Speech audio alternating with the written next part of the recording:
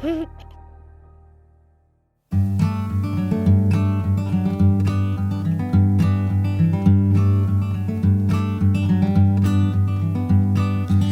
little thing you think that you need, every little thing you think that you need, every little thing that's just feeding your greed. Oh, I bet that you'd be fine without it. You're listening to the Minimalist Podcast with Joshua Fields Milburn and TK Coleman. Thank you, Alabama. Hello, everybody. Today, we're discussing one of life's most delicate and difficult topics, infidelity. Call it whatever you want. Unfaithfulness, adultery, extramarital relations, disloyalty. What we're really talking about today is the deep breach of trust that often accompanies cheating in a romantic relationship. Joining us in the studio to help tackle this touchy subject is our new friend, Carl Lentz. Carl is the host of a new podcast called Lights On. Coming up on this free public minimal episode, a caller has a question about the steps required to make amends after you've hurt someone you love. And then we have a lightning round question about different types of infidelity. That's followed by our Right Here, Right Now segment and a listener tip for you. You can check out the full Maximal edition of episode 453. That's the full 2.5, almost 3-hour conversation that we had with Carl, where we answered twice as many questions and we dive deep into several simple living segments. That private podcast episode is out right now at patreon.com/theminimalists. Your support keeps our podcast 100% advertisement free because sing along at home, y'all. Advertisements suck. Yes, they do indeed. Let's start with our callers. If you have a question or a comment for our show, we'd love to hear from you. Our phone number is 406-219-7839 or email a voice recording to podcast@theminimalists.com. Our first question today is from Sarah. Hey guys, Sarah here, one of your Patreon subscribers. So question for you. When a lot of people screw up and hurt people they love, they create stories in their head to push the blame onto others. I'm just curious what your thoughts are about how you work through what you take responsibility for yourself and how do you start working out your next steps. Thanks. Carl Lentz, I think we should start here. We should set the table. We'll get to Sarah's question. I do want to answer it directly, answer it head on. But let's start by talking about why you're here. You kind of fucked up your life. Well said. And you're sort of at the peak of your success, fame, notoriety. How did it all come crashing down? Choices. I made bad, selfish choices and tried to hide some of the results of them. And over time, if you do that long enough, it will get you. It will come up and bite you. And I think my story is not spectacular. You know, it's like when people ask me that question, I'm like, man, it's just I made bad decisions. And I look at them now and realize just how grateful I am to have a chance to reset so many things. But I'm here because I made mistakes that hurt myself, my family, and a lot of other people because of the role I had. So if your listeners don't know, you know, being a pastor of a church in New York City, we had an awesome platform. And we had a lot of influence. And so when you break people's trust in general, it's hard. But when you're a spiritual leader, I think it's times 10 because that's a person you would look to and hope that, man, I can be unguarded and I can trust. And so that's been something I've had to really reckon with and own. And it's not something I live in the shame of anymore, but it's something that I will always carry with reverence because I will never forget it.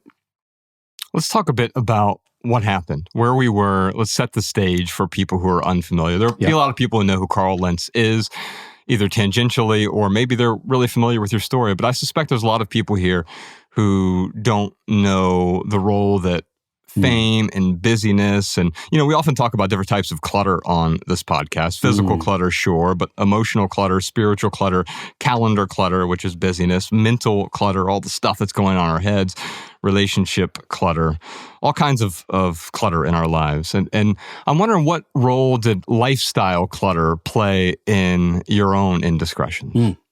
So I think when you say indiscretions, I appreciate that. It's very kind.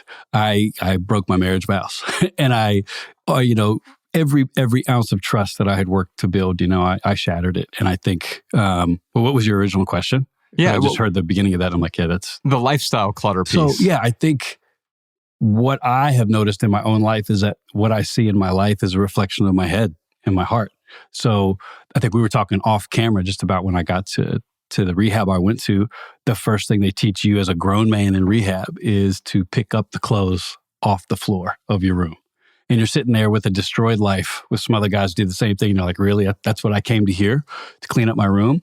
And their point was, as somebody who is really susceptible to addiction, which I am, and compulsive issues, typically you can see the state of your mind in the state of your room in your car before you even get into serious stuff. Because if there's clutter there's typically going to be clutter, in your own heart. And I think my outside world was probably cleaner than my inside. And when we talked about clutter, I was thinking about the clutter of secrets and shame and pain and trauma and stuff you don't tell anybody about. That might be the most deadly clutter of all. And that's what I've experienced. And I think what I learned about secrets and shame is they're definitely not going anywhere. And you only have so much space in your brain and in your heart. And so I had so much space filled with stuff that I should have decluttered a long time ago that I just ran out of space. And I look at my life now as I'm not grateful that stuff happened, but I am really, really cognizant of the fact that I don't think I would have survived.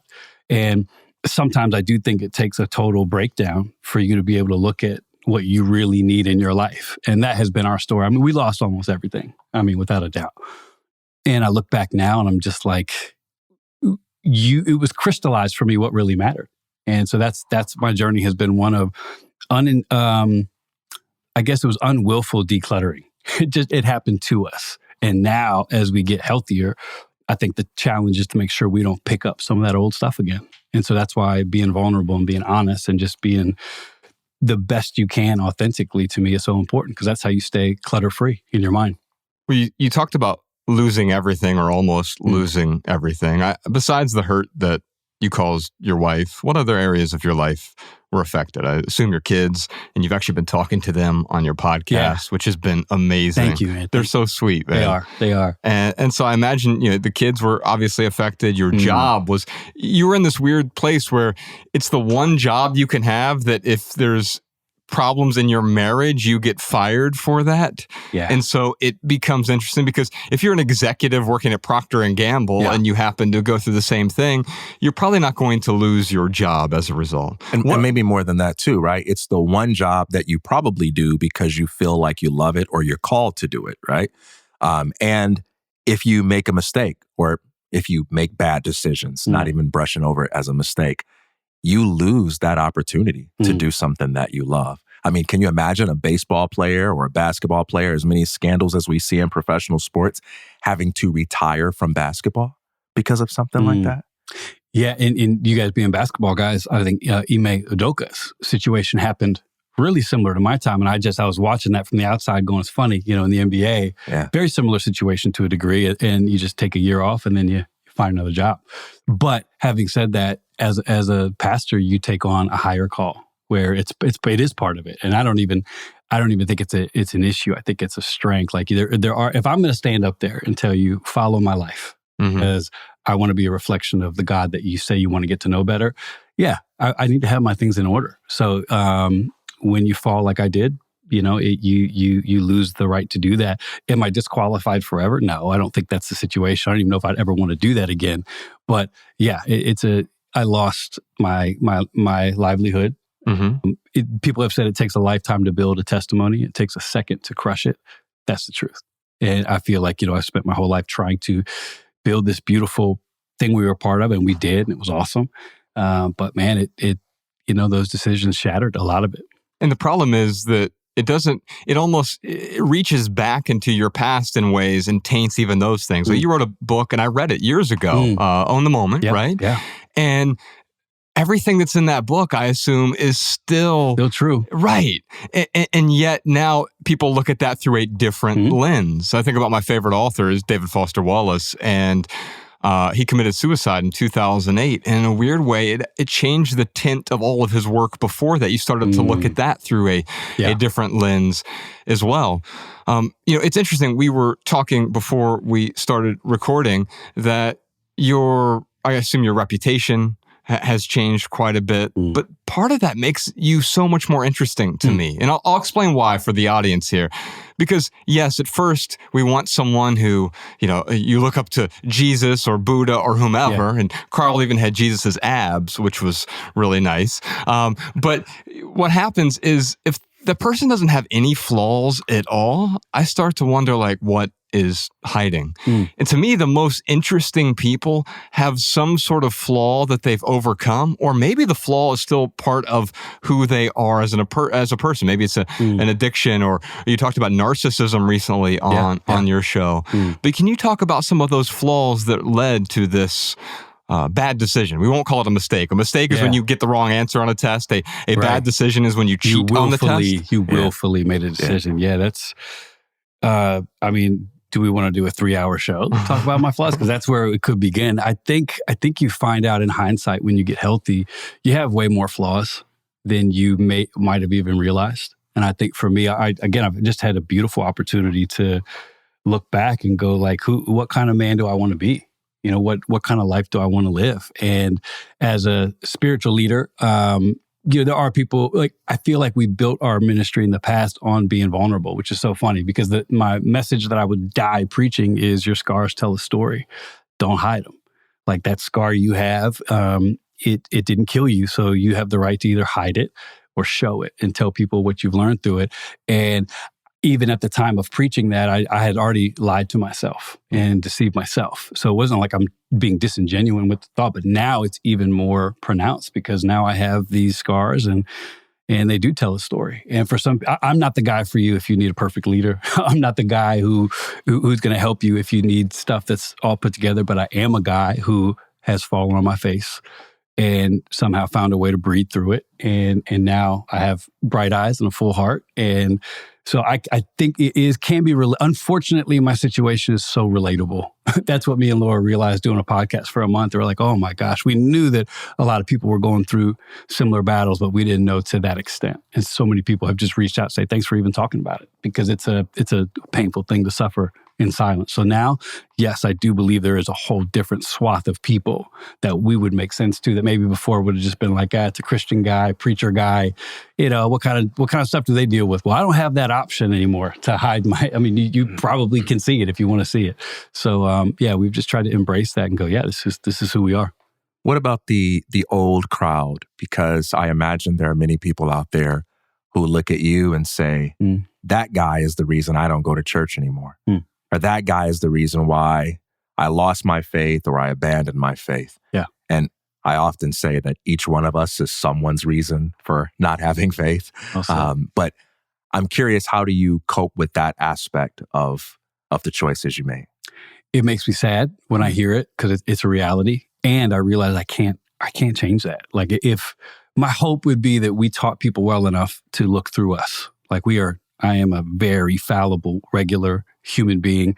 And for whatever reason, I have chosen to be a communicator, and God's going to use that. But please don't get hung up on the messenger. Please hear the message. I feel like we did a really good job of that. But having said that, for the people that have been disillusioned and they're still hurting now, and maybe they're not even remotely recovered, and they see me and Laura come up for air, and it might even, for some people be like, that's not fair because I'm still healing. To those people, all I can do is pray for them. And I trust God with it. I really do. Because if people did really start a genuine relationship with God, my failure is not going to be the thing that keeps you out. It can't be, because God is too good. It's too real. So it can be something that makes your faith even stronger. I've told a friend that who was disillusioned. I said, look, I get it that I failed you, but if you frame this correctly, your relationship with God can get even deeper, because now you've proven to yourself it was never about a preacher. It was never about me. I never had a closer link to God than you did. So there is a way to frame it where people can go, yeah, I respected a spiritual leader, found out the dude wasn't who he said he was on all these fronts, and it was disappointing. And I still want to pursue my relationship with God. So that's, and thirdly, I would say, I hope I can live the rest of my life making amends to people like that. So if they watched the story up until now, my hope is that they continue to watch it and be able to be encouraged that, okay, yep, think I fell, but he's living what he always preached, which is don't let that stuff define you and own it, be honest, and try to keep going again. I assume you lost some friends as you lost your reputation as well. Yeah. What was that like? Horrible. I mean, I'm a friend guy. Like, I love my friends, and I'm a loyal guy too. So for that aspect of it, extremely hard, made easier when you own it all. So there's like this valley of decision where when you break trust and people leave you, you can play the victim in your own mind, almost point the finger back at them and forget who broke the trust in the first place. It was me.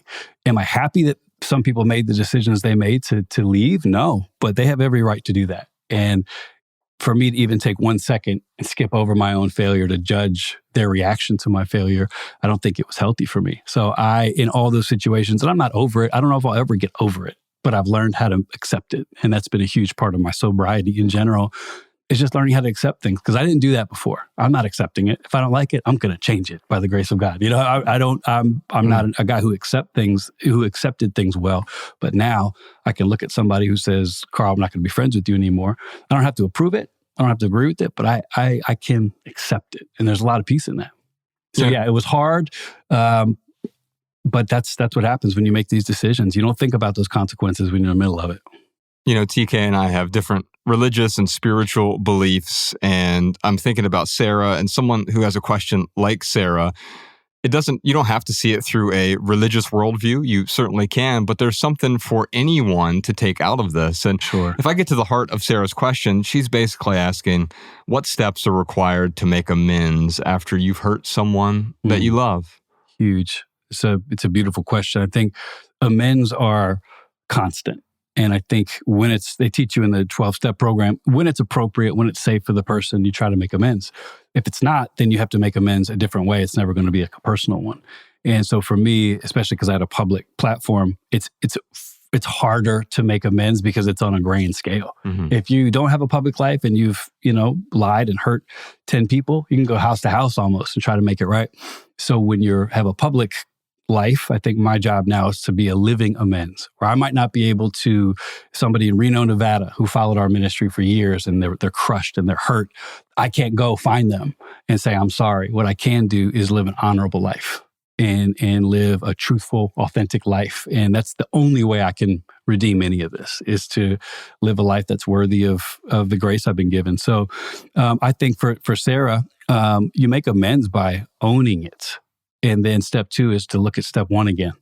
That's the best way I've found to make amends with people, is just to take your eyes off of them and maybe what role you think they might have played in anything, and just keep it on you. And it's really freeing. So I think that's what I tell people who want to make amends. What do? Start working on yourself.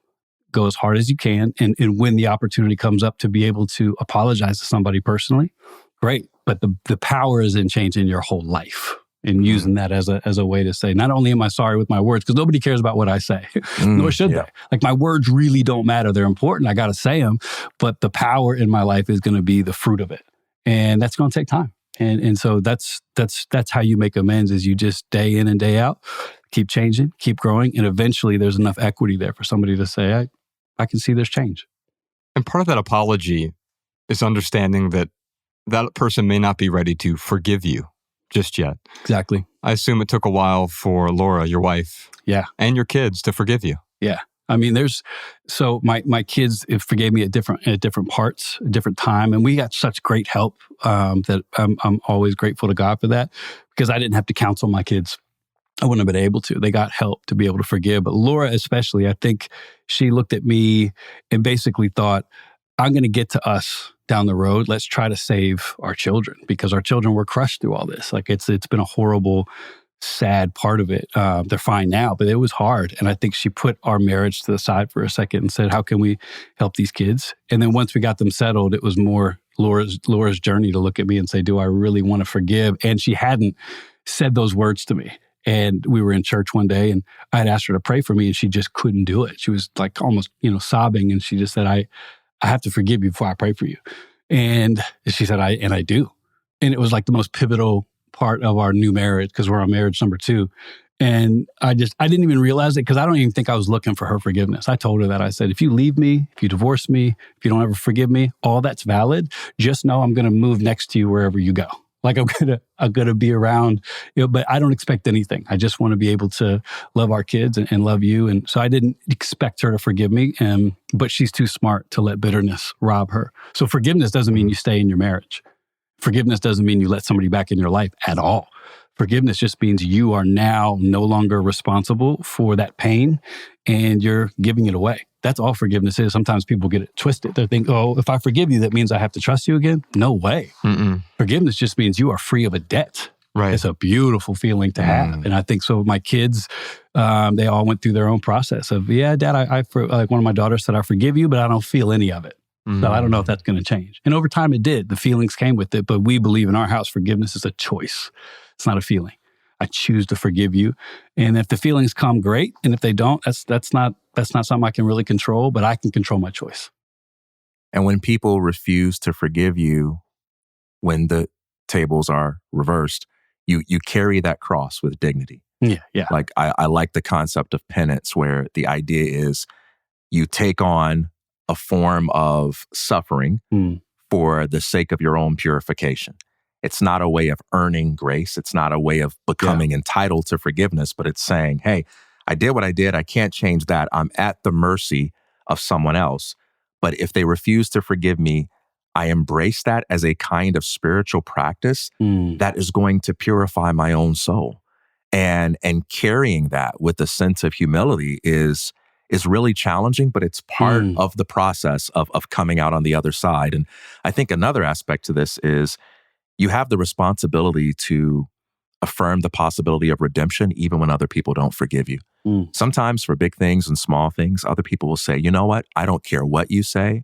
You're not going to get over on me. I don't care how many times you apologize, how much money you donate to this charity, how many sacrifices I see you making. I will never forgive you. And even in the face of that, you respect people's right to choose. You deal with that with humility, but you also affirm that possibility of redemption in your own life by saying, I still got to do the right thing, even if no one's going to give me credit for it or use that as a reason for forgiving me. I think it's beautiful, TK. I think there's another hitch to that, which is like your lack of forgiveness cannot stop me from growing. It's not dependent. So I'm going to grow. I mean, there's some people they're still mad at you and they want you to be bad. You to be in a bad way. They want you to suffer. And if you don't get taught correctly, you can actually live in the shame of that until somebody else is ready to forgive and grow. You have to live in that. And it's just, I'm thankful that I got better counsel than that, because that's going to happen. There are going to be people like, I don't forgive you. Well, I respect your right to not forgive me. Please believe I'm going to go forward and I'm going to live the fullest life I can. And I'm sad that you can't forgive me, but that's your journey. I actually can't control it. Because I've done my job, which is to apologize and try to change. But when people don't forgive you, you can't let that stop you. And I've seen that happen to a lot of people. And I love to remind them, that has nothing to do with you. Their choices about you have nothing to do with you. So if you've done the right thing and you've owned it and you've tried to change, I have felt the tension of that, though. When I see someone who's still mad at me and I just feel like going into a shell, because I'm like, then I remind myself that cannot dictate my growth. I can't live there anymore. I got limited time. I got lucky. I get a second shot at reframing a lot of my life. I cannot waste a day. So it's a daily thing. There'll be times where I have to remind myself daily, I got to keep going, even if somebody else isn't over it. And it's tricky because when you're in the presence of a person like that, you don't want to gloat. You don't want to throw your growth in their face. Like, hey, baby, I'm going to grow anyway. You ain't got to forgive me. You don't want to do that. And you need to have a sense of like, hey, I'm sorry you feel that way. And I respect your choice and I accept it. And at the same time, when you walk away, you got to say, God, what do you have for me next? And I'm not that person that you're so mad at. I'm just not. I'm not that person. So you don't know that, but I do. But I assume you had to do quite a bit of work to not be that person. Quite a bit of work. Day one, you kind of still were that same person. Oh my gosh. And I still am to a degree. I think that it's like a lack of self-awareness will get somebody to say, I'm a totally different person. Well, I'm going to make sure that I'm accountable with the different person that I want to be, because a lot of the patterns that I put in place were decades in the making. You don't fix those just because you got caught. And there are people who've even asked me, like, I don't even trust you. Like, if you didn't get caught, would you have even changed? I'm like, it's a non-important hypothetical. We'll never know. But we do know that I did get caught and I did have a choice to change. And I've I've chosen to run that way. So yeah, I think it's, there's layers to it for sure. Did you blame others at first? Because there's a second layer I hear in Sarah's question. She's basically saying, how do I avoid blaming others for the mistakes or bad decisions that I've made? Or that she's not saying her personally, but that's the context clue I get from that. Did you blame others at first, or did you take responsibility right away? I think I thought I took responsibility right away. Ooh. And I was, in a couple I've been in more therapy than a freaking, I don't know what the good metaphor is there, but I've been in a lot of therapy. But I remember sitting there, and even in the way I would tell my story to this, especially in rehab, I was talking to my therapist, and she said, why didn't you come clean sooner? I was like, I didn't want to hurt people, and I didn't want to let my family down. And she's like, oh, so you're a hero. She's like, you were hurting people the entire time. And that was the beginning of me being, I think, really clear on my own self-awareness and my own, stuff that I had to fix. And man, it was not easy, but I think looking in and not looking out is everybody's challenge. And this is so easy. That's why everybody does it. That's why so many people walk around not healed, is because they're pointing the finger. Yeah. And even if it's true, you can't change another person. You cannot do it. Yeah. And so once I got that memo, I was free. Yeah. I felt like there were opportunities for me to try to blame, but every time I would try to blame, it didn't do anything for me. Like that still lets me off the hook. So let me get through all the stuff I am responsible for. And if there's time left over, I'll point some fingers. Still haven't found that time because there's so much in me that I'm busy changing, and it takes a lot of work. And I think, there's a difference between getting caught and wanting to change your behavior. And there's a difference between having a life explosion and wanting to change your soul. Changing your behavior, anybody can do. I want to get back in with my wife, so let me change this, fake this, do that. And behavior modification doesn't change anybody's soul. So I wanted to go the harder, the deeper route, which is, I don't care about appearances. I don't care if people think I've changed. I want to know that I'm a different person. I want to talk a lot more about that. We've got some more callers coming up here. But first, Alabama, what time is it? You know what time it is. It's time for the lightning round, where we answer the Patreon community chat's question of the week. Yes, indeed. Now, typically we give a pithy 60-second answer. We call them minimal maxims. You can find all those in the show notes over at theminimalists.com/podcast. You can find every minimal maxim ever at minimalmaxims.com. And we'll email them to you each week if you're on our email list over at theminimalists.email. But I just wanted to expand on this question because I think it's a broad one.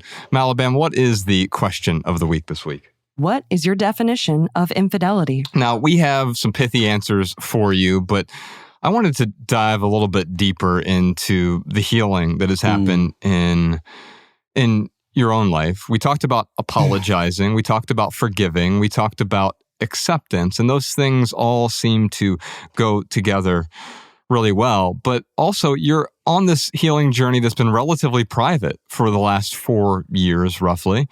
And now you're public in a way. And so you've been healing privately, and now you're taking that healing public with your new podcast, which is called Lights On.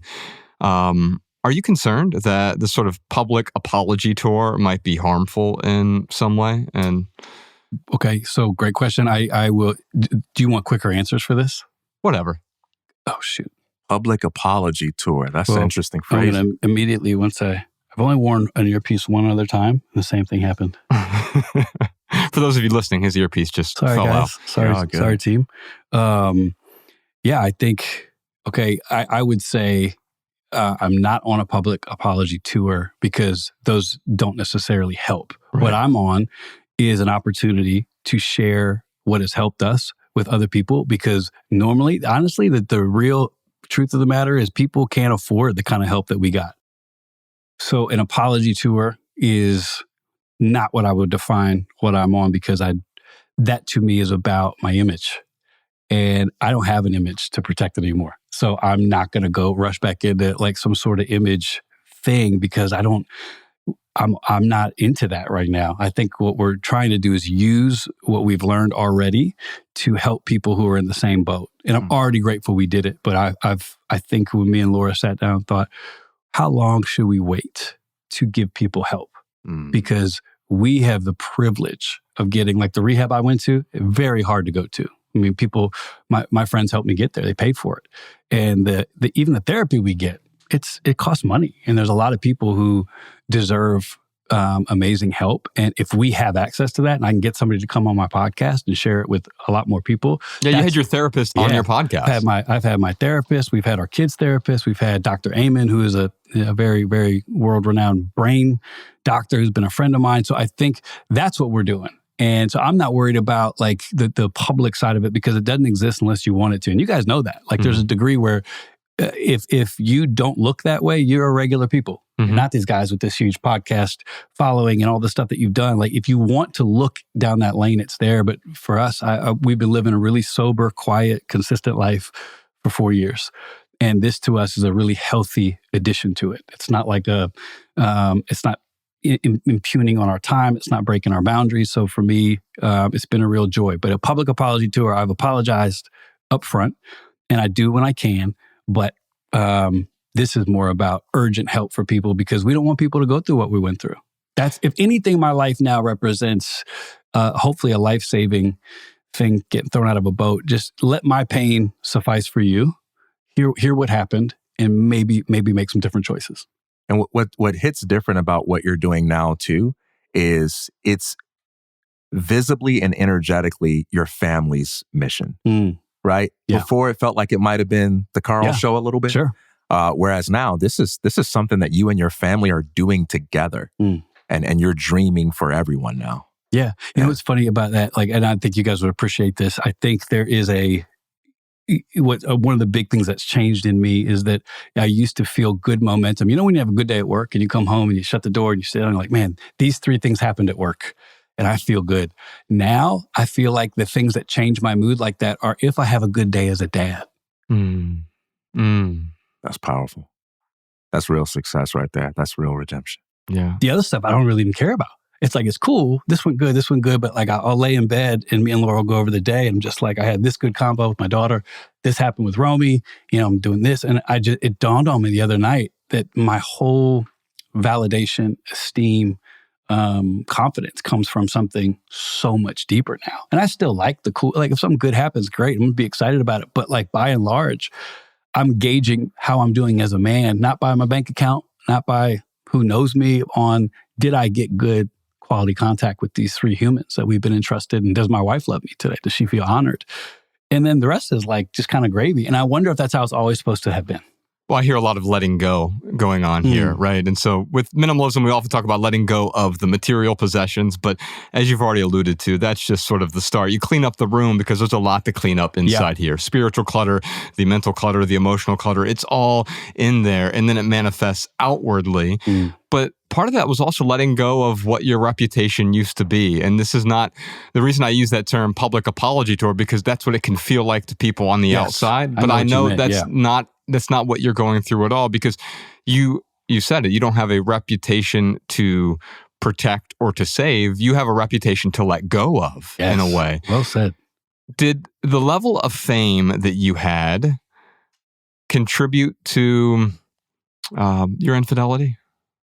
Well, I'm going to answer that. I quickly would like to, do you guys feel like the fame of this has affected you deeply?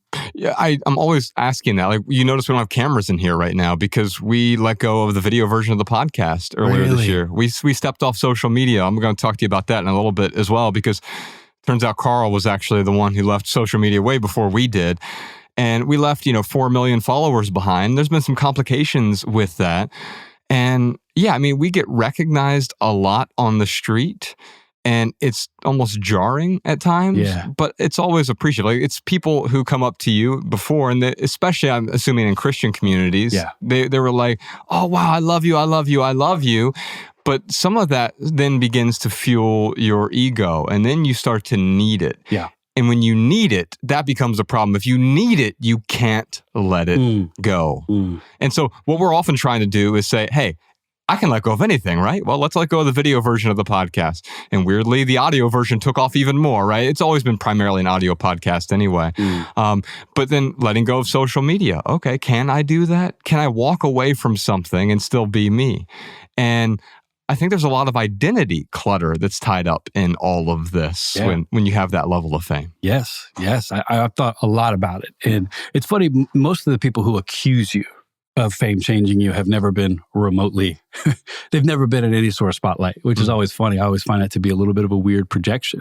But for those who have known what it's like to have any profile, I really believe the old axiom that fame doesn't change anybody. I think that it reveals who you've always been. And so for me, that's my story. I can't speak for anybody else. Fame to us, well, first of all, we hung out with real famous people. So we never bought that we were famous anyway. I mean, sure, to a degree in the Christian world, but I hung out with people that were really famous. And so the difference is so we never bought our own press with that. We lived really normal lives that were off the radar. But I do think being well known probably, pushed me deeper into darkness because there's just, you can feel a little bit out of space and out of room. Even though you're not, you tell yourself you are. So I think for me, I don't think it changed who I was as a person. I think it just exacerbated who I was, which was a guy who was running really fast and had a lot of issues I didn't deal with.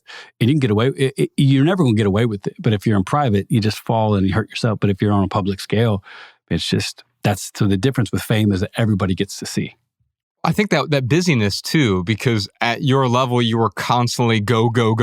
Yeah. I call it calendar clutter. It allows you to wallpaper over a lot of those problems. Oh my gosh.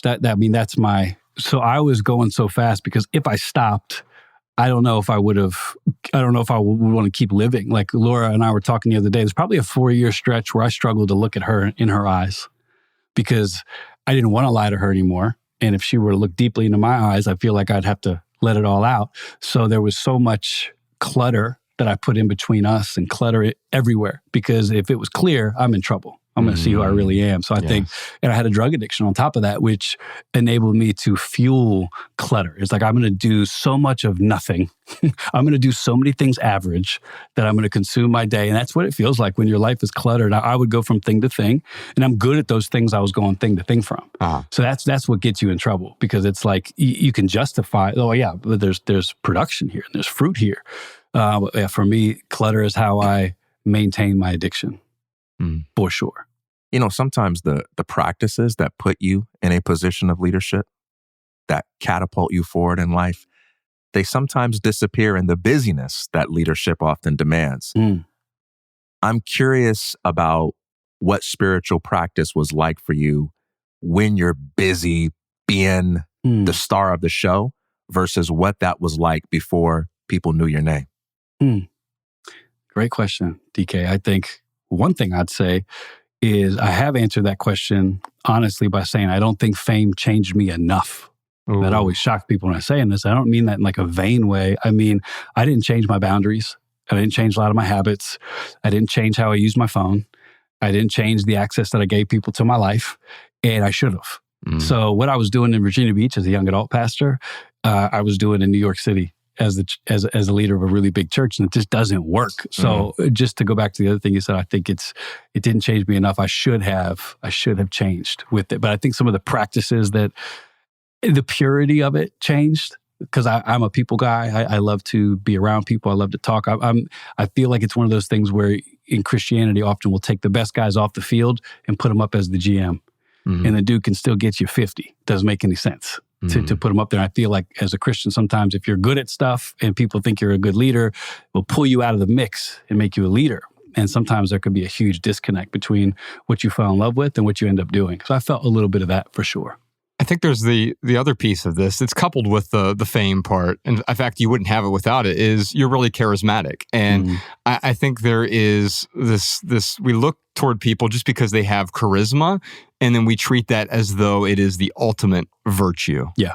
Does that resonate? Yeah. And somebody said to me, did I get picked because I was charismatic? And I say, well, no, because you're looking at the end of the line. Like when my boss found me and he picked me, I don't think I was good at a lot of stuff. I think he believed in me. So I push back when people try to throw that one blanket on us of like, oh, it's charisma. Well, some of your charisma is developed. Some of your gifting is developed. So who I became was the fruit of people believing in me. But yes, I think if you're really good at talking and you're really good at leading, you can get away with a lot. That's just facts. I mean, we could watch it with politics. You can talk any sphere of life you look at. If a dude's good at something, you're like, but they're, you have more grace for him. Yeah, and you trust them more. Maybe you give them more trust than they would otherwise get if they were just super trustworthy but not very charismatic, right? Yeah, right. And so I'd love to hear a bit from our audience, Alabama. Let's tackle the question of the week here. What is your definition of infidelity? Eileen said this. There is a story you're telling yourself that allows you to indulge in infidelity, secret debt, and poor behaviors. Carl, what was the story you were telling yourself as to why this was okay? I am going to get over this and fix it. Oh, I can fix this. Absolutely. So when people say, like, you lived a life of deception in that area, I get what they're saying and they might be right. But the way I see it, and I've talked to so many addicts, so I know I'm not terminally unique with this, is I kept thinking that I'm going to get every time I would, whether it was, cheat on my wife or do something that I hated, it was always the last time because this is not who I am and I hate this. And I've done this in my life before and I've willpowered through this and this will not be any different. I will never be back there again. And the cycle continues. So the story I was telling myself is that this is never going to happen again.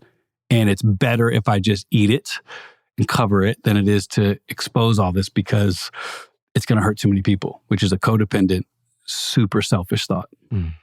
Helen had this to say. I think every infidelity story is going to be different. Carl, is it true that every infidelity story is different? Maybe it is, but it's true to the period, to the end of the sentence. And that's what can be hard in the Christian world is that we love our binary right and wrongs. Love it. And if you can't put a nice bow on it, people just kind of leave you alone. And with infidelity, there's not a single situation that's similar. The cheating and the trusting breaking is similar. But the factors that go into it and who people are and what they've been through, it's vastly different. And so, that makes it hard. It makes it easy on one hand if you want to help people. But if you're interested in judging people who have gone through this, you're going to be in hot water real quick because you have no idea what's going into that. It looks cheap. Like my situation, I'm easy to throw mud at. Like this guy, high profile life, playboy, like this, whatever narrative people have. And that's fine. It's lazy. And it's okay. I don't expect you to work hard to figure out who I really am. Like what a crazy thought that would be.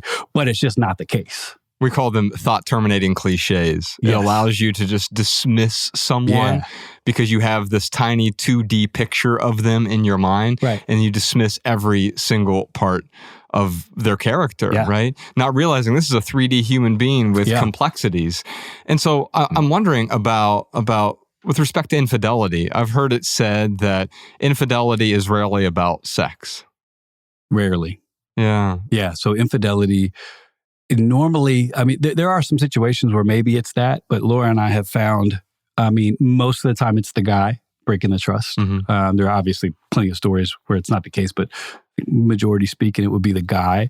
And normally it's unresolved stuff that leads to a huge break of trust. Sex is not really a motivator. For some guys, they'd say it is, but they don't understand where they put sex in their priority list of things, even in their own mind. So, I think it's much deeper. I think that the older you get in marriage as well, the more opportunities you have to either re-up or get out. And that's why some marriages kind of start to fade because what you were doing to get that person, you don't do anymore. And you have to really work at it. So it becomes more convenient the older you get, I think, to start looking around if you're not careful. But sex, in my experience, sex is not the motivator for why people cheat. Yeah, I'm hearing two components here. One is there is trauma, often childhood trauma that will lead to that. Then again, I'm reminded of David Foster Wallace once again when he talked about the most compelling reason to worship a God is because anything else that you worship will eat you alive. If you worship money, that's going to kill you. If you worship sex and that becomes your God, that is going to kill you. If you're worshiping fame or notoriety or status or job titles or material possessions, that will eat you alive. Agree. I think, there's nothing to add to that. Who said that? David Foster Wallace. Great writer. Probably a good guy. Good writer. I think one of the reasons that it's so important to have like a nuanced perspective about infidelity like this is because it helps preserve your own soul. Yeah. Wherever self-righteousness is prevalent, there's usually a failure of imagination going on. I have an easy time judging you harshly for what you do because I have a hard time imagining just how quickly I could fall in the same way. And there's a lot of self-interest in being merciful, because when I look at you and I look how you fall, and I use that as an opportunity to say, what can I learn about human nature? What can I learn about all the ways that I might be susceptible to the unseen forces that shape my life? That's more than just being nice to other people. That's being wise enough to know what's going on in your life. And sometimes when you see celebrities, fall from grace, it's always quite amusing and sad to see the reporters and the newscasters get on television with this kind of pretentious inability to understand what's going on. I remember when Tiger Woods had his whole thing, there were people that were actually on TV going, how could he do such a thing? And I'm thinking to myself, when I was in high school and in college, all the guys were literally dreaming about having Tiger Woods' temptations. Now we're pretending like we have a difficult time understanding how he fell. That should literally be the easiest part of the story. Understanding how he fell. You're one of the most talented people in the world. You've got people throwing yourself at you. You've got tons of money and tons of fame. The easiest part of this story is understanding why he did what he did. The difficult part is, how do you be in a position like that and remain a person of character, retain your dignity? That's the hard part that we should be honest about trying to figure out. And realizing that that's not just a celebrity issue, that's a human nature issue. Because even though the cameras may be off, even though our flaws aren't tweeted, man, if there were like some magic billboard that broadcasted the private thoughts of every person, we'd all look at each other and be horrified. We'd never want to talk to each other again. We'd be horrified. If all the evil in the world were eliminated just like that, where would you be? Where would I be? We wouldn't be here. We'd be eliminated with all that evil. And so this is important to think about, not just in terms of forgiving other people, being kind towards other people, but how do we win the battle for our own soul? Looking at other people's failures in a nuanced view is a very important part of that, because they're not so unlike us as we might think. Shout out to Kendrick. Kendrick Lamar. Anybody catch that? What? I missed the bar. What was it? Well, he said they're not like us. Oh, did he? I will say this for sure. I think dishonesty is the common bond with infidelity. On some level, somebody's not being honest. And so if that is a strength of your marriage, of your life, I don't think you're going to go through infidelity, because ultimately somebody started to lie to themselves and then lie to their partner. And then you start lying to everybody. That's the succession. So I think now it's been such a crazy journey for Laura and I, because it still feels awkward to be so honest, because I spent so much of my life codependently managing what she's capable of handling. Oh, yeah. So now it's like... And the ego behind that. Yeah. I know what's best for you, damn it. And sometimes you tell yourself it's not ego, it's like extraordinary care. So for instance, Laura gets triggered sometimes when I'm quiet. And first time it happened, I was like, man, you look like you're bothered by me. And she was like, I am. I'm going, I'm in a moment. And I'm like, I literally didn't do anything today. I've just existed. Like, how is that triggering you? I'm here for it. And she was like, well, because you used to never talk about what's going on in your head. And then come to find out there was a lot going on in there. So to even tell her stuff like, hey, I'm hurt. I would never tell my wife that, because I had made the decision that I didn't want her to carry my burden. Well, that's her decision. She's a powerful woman. She can pick what she wants to carry. But so for me now, being like, I'm kind of scared about this. It feels weird, but it makes us closer. It makes her respect me more. But it's still foreign to me to be able to say, hey, I'm still pissed off at this person. Would never have done that before, because I don't want her to think. And then I found out those words are deadly for any marriage. I don't want my wife to think, how about you let her decide what she wants to think? And so that's been a huge transition for me, is just being able to be honest. But to your point with infidelity, I think if we were to line up every situation, that one common thing that is in every situation is dishonesty. So that means the antidote is just to learn how to be freaking honest. So if you're dating somebody and you can't be honest, it's not like it's going to get easier to be honest. That's right. It's like, if you can't do it up front, you might as well start now. Because eventually when you get married, there's nowhere to hide, nowhere to run. So if you're building on lies, you got to really triple down on them. It's almost like sex is the last domino. It feels like that is the infidelity event. No. But no, it's one more Wallace quote when he talked about suicide. He said that, like, when someone kills them, like pulling the trigger or whatever is like They were long dead before that. And quite often a marriage is long dead before someone commits that sexual act of infidelity because of the lies, the cheating, the hiding, the covering up, and also the abuse. It could be emotional abuse. It can be physical abuse sometimes. There's a lot that goes into terminating the relationship other than the sexual act itself. Well, I look back on what happened with my own life, and it's a lack of freedom, to be honest, that got me there, which is my own fault. But people are like, what would you go back and change? I'm like, I don't think I would have listened to myself, because really, if you want to know where I could have saved my own life, it would have been when I was like maybe 23 years old and I got a regular massage at a regular place, but something happened in my body. It didn't feel normal. It didn't feel regular. It felt like something changed. And I just was like, man, this doesn't feel normal, but I really enjoy that. But I wonder if that's okay. But I wonder if it's like, and again, this is a normal therapeutic chiropractic massage. It wasn't, but I wish I could have told somebody, hey, why is it when someone touched me that isn't, in my life, why did it feel like this? And then you start tracing back to, oh man, well, when I was sexually abused, when I was 5-6 years old, my brain registered that when something happens that's illicit, it makes you feel good, because your brain doesn't know what's good or bad. It just knows what it's reacting to. And I think that's what's, sometimes I don't have remorse because I think it's a wasted regret. No, I don't have regret. I get remorseful about, my 23-year-old self. And I try to be kind to myself back then because I didn't know. But that is really, if I would have known what I know now, I'm sitting down as a 23-year-old going to a sex therapist, a counselor, a pastor, saying, hey, I had a lot of sex before I was a Christian. Mm-hmm. What do I do with all those habits? Because back then it's like, I'm going to pray and I'm going to change my life and I'm going to be different forever. That's awesome. For maybe you can gut out a couple months like that. But eventually, like, being a Christian doesn't change your biochemistry. Right. Doesn't change your trauma at all. If anything, you can be more aware of it. So that's a tough one for me. But again, I love trying to get people to be honest. If it feels awkward to say, it's probably the best thing you can say. Right. And yet, in especially the world that you come from, like, I don't have the same problem talking about sex and sexuality. My wife did a great podcast, 60 episodes, called How to Love. And it's mostly about unconventional relationships, about sex. She let me co-host it with her. And it was really fascinating because we talked about things that were radically different from the type of relationship that you have. But I think the commonality between where you are now and where hers and my relationship is radical honesty in a way that is sometimes offensive. And I don't mean to be offensive, but sometimes I'll say something not knowing, or I will think something. We have something called the I will tell you policy, because we always go around relationships and it's like, hey, is everything okay? Is everything okay? Is everything okay?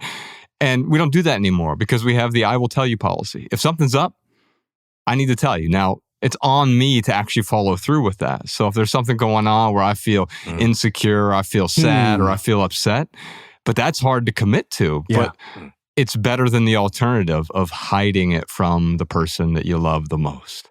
You are on to something, and I've learned a lot in my 2 months of podcasting, which is I cut Laura off on the first 5 episodes, because I thought we would share sentences, so it's horrible to re-listen to.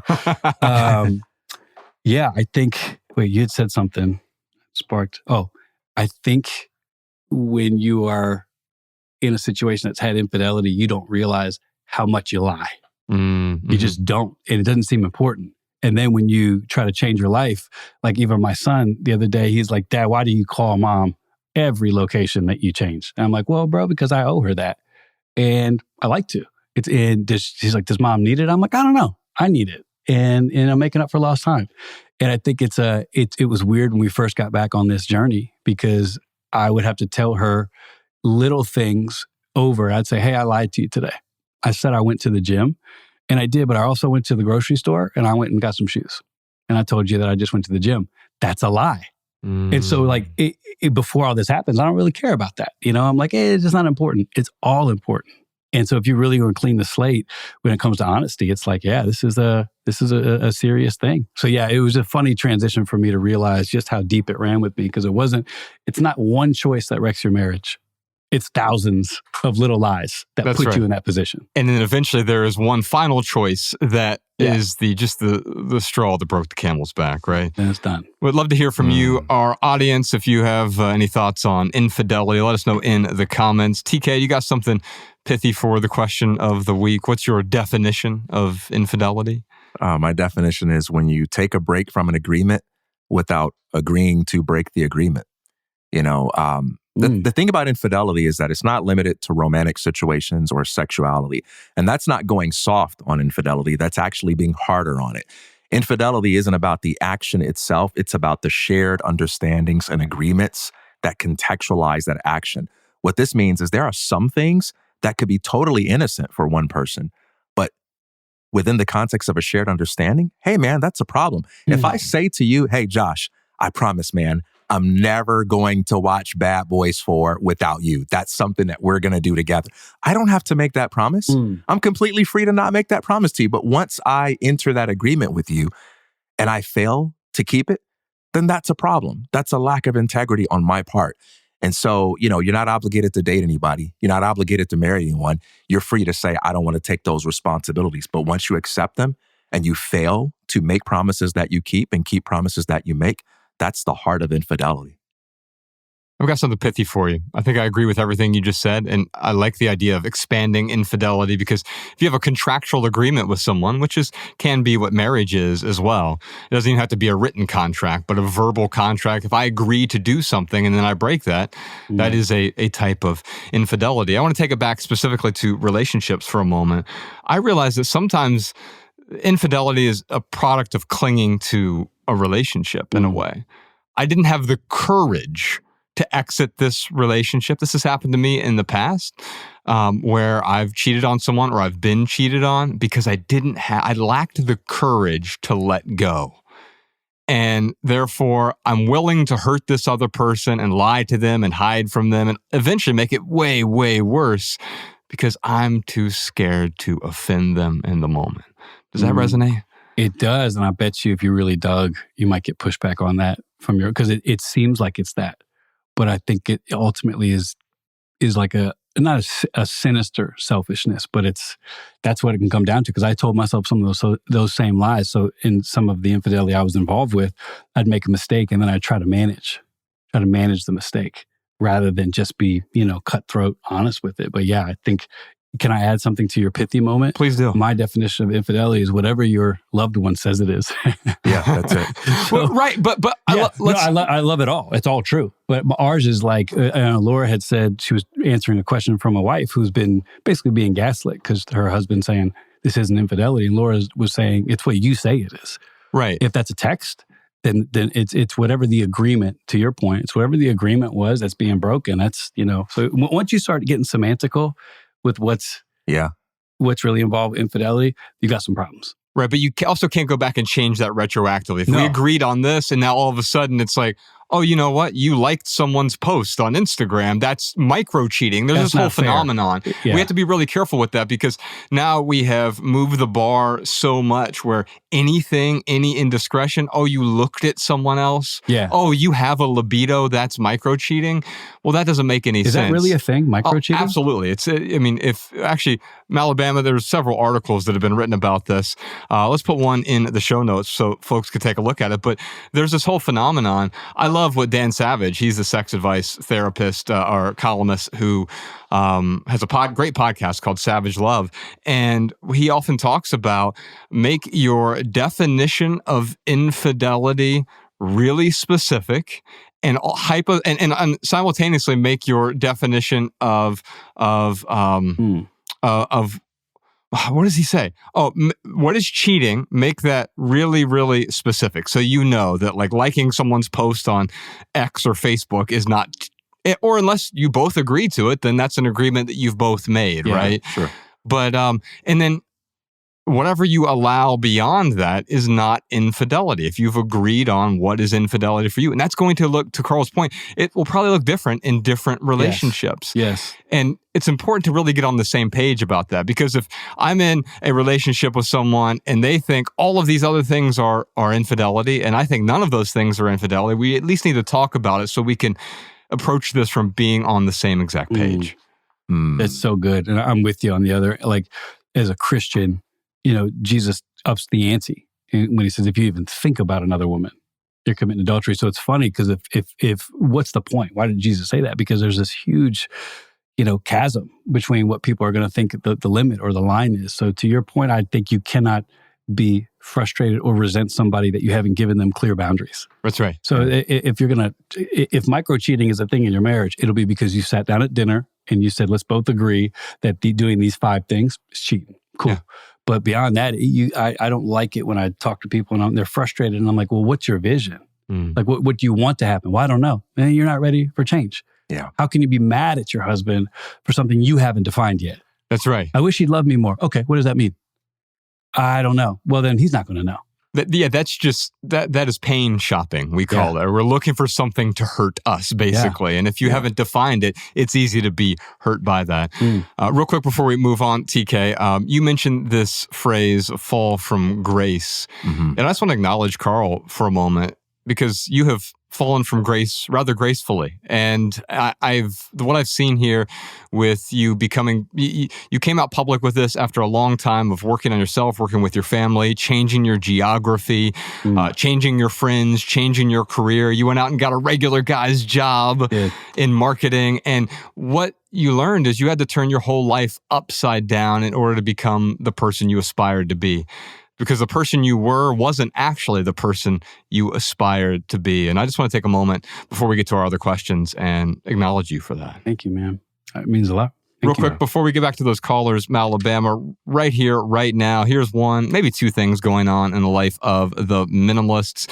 It's almost the first of the month. A brand new month is upon us. You can play the 30-day minimalism game. Download our free calendar over at theminimalists.com/game.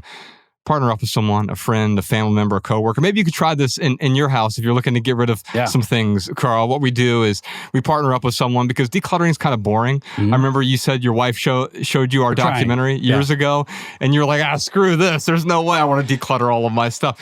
Because decluttering is really boring. You go into your closet and you're like, I've got to get rid of all these things. You go in your kitchen, there's 14 or 43 coffee mugs there, and it's like, what am I doing? I don't want to do this. There's so many better things to do on a Saturday. So we came up with a way to make decluttering a bit more fun. We call it the 30-day minimalism game.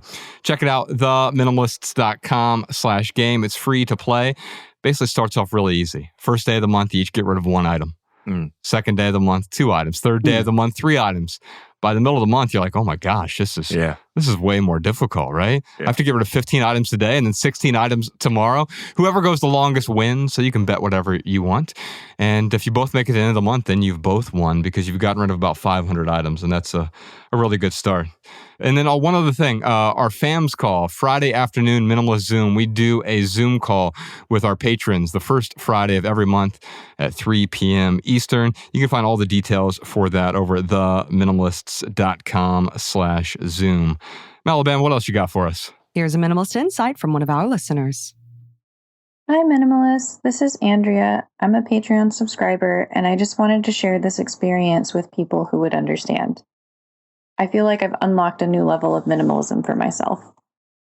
I went to Starbucks the other night, and when I got to the window, the cashier asked me if I wanted a free drink.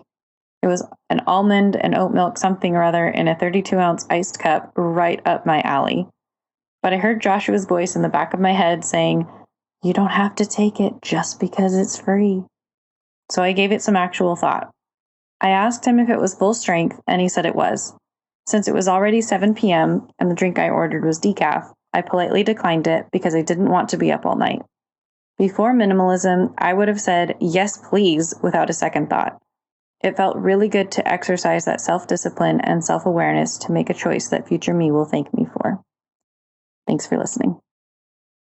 Andrea, thank you so much for that lovely comment. For anyone else who has a listener tip or insight about this episode or any other episode, leave a comment on Patreon or YouTube, or better yet, send a voice memo to podcast@theminimalists.com so we can feature your voice on the show.